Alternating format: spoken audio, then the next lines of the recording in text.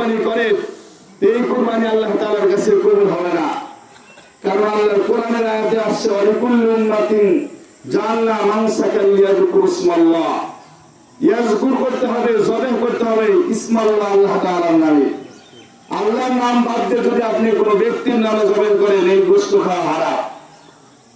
আল্লাহর নাম বাদ দিয়ে যেমন হিন্দুরা দেব দেবীর নামে পাঠা বলি দেয়, মুশরিকরা জবেহ করে ওদের লাত, উজ্জা, মানাত যে সমস্ত প্রভু আছে, দেব দেবতা রয়েছে, এদের নামে কুরবানি করে।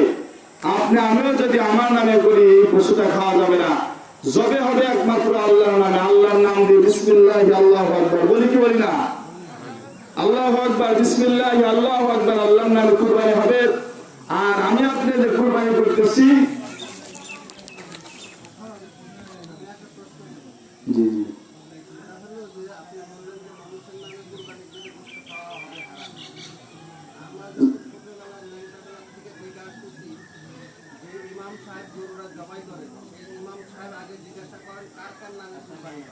বিষয় হচ্ছে এটা আপনার পক্ষ থেকে হবে, আর জবে হবে আল্লাহর নামে।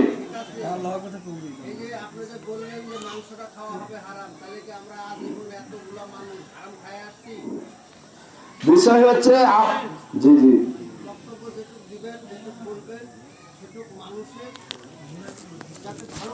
জি জি জি মানে বিষয় হচ্ছে আপনার পক্ষ থেকেই কোরবানি হবে। আপনার নাম উল্লেখ করতেছে কোরবানিতে, আপনি দিচ্ছেন, এটা আপনি দাতা, কিন্তু জবে হবে আল্লাহ তাআলার নামে। যিনি জবে করার নির্দেশ দিয়েছেন, আল্লাহ পাক রব্বুল আলামিন কুরবানি দেওয়ার জন্য নির্দেশ দিয়েছেন, জবে হবে আল্লাহ তাআলার নামে।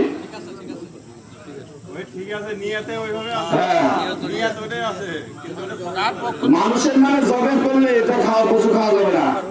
আল্লাহ করতে হয়, আল্লাহ জি জি জি জি জি আপনার নাম তো জিজ্ঞাসা করবো, আপনি দিচ্ছেন কয় শরীকে, এটা তো আপনি কয় শরীকে দিচ্ছেন, এটা তো অবশ্যই শুনবে, এটা তো জানবেই। আর আপনি দিচ্ছেন, আপনি পক্ষ না, আপনাকে তো অবশ্যই জানতে হবে, নাম জানতেই হবে। জি জি জি আচ্ছা, আমরা কুরবানি করবো ইনশাআল্লাহ। তো আমাদের সময় সংক্ষিপ্ত, অনেকে আসছেন, খুব দ্রুত আসেন, সময় খুব স্বল্প। কুরবানির ঈদ দেরি করা যাবে না, সব জায়গায় একই সময় হয়তো হচ্ছে। কুরবানির ব্যাপার আছে, কুরবানির দিন হলো, কুরবানির যারা করবেন তাদের জন্য কুরবানির গোশত দিয়ে খাবার খাওয়া সুন্নাত। এজন্য আমরা সময় কাল বিলম্ব করবো না।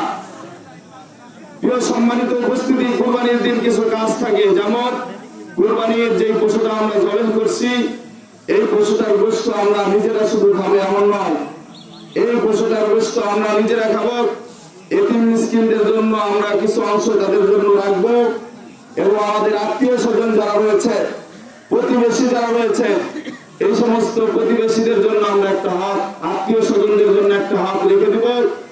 এই হকটা আমরা যথাযথভাবে তাদের কাছে পৌঁছে দিব। এমন যেন না হয় আমি কুরবানির গোশত আমার বাড়িতে রান্না করছি, আমার প্রতিবেশীর ঘরে খাবার রান্নার ব্যবস্থা নাই, এই কাজটা যেন না হয়। অবশ্যই এই জিনিসটা আমরা খেয়াল রাখবো। গ্রামের সমাজের ব্যবস্থা আছে, সমাজের পক্ষ থেকে ঘরে ঘরে কুরবানির গোশতটা পৌঁছানোর ব্যবস্থা করা হয়। শহর অঞ্চলে এই কাজটা খুব কষ্টকর হয়, যে কারো ঘরে কুরবানির গোশত আছে, খুব আনন্দ হচ্ছে, আর কারো ঘরে খাবারের ব্যবস্থা নাই।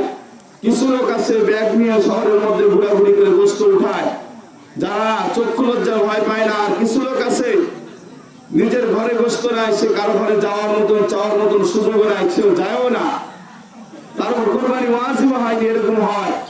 আবার সমাজের মধ্যেও দেখা যায় কিছু লোক আছে কুরবানির ভাগ নেওয়ার জন্য মাঠে আসে না, ভাগ করা হয়, এটা লজ্জাবোধ মনে করে, আসলে লজ্জার বিষয়।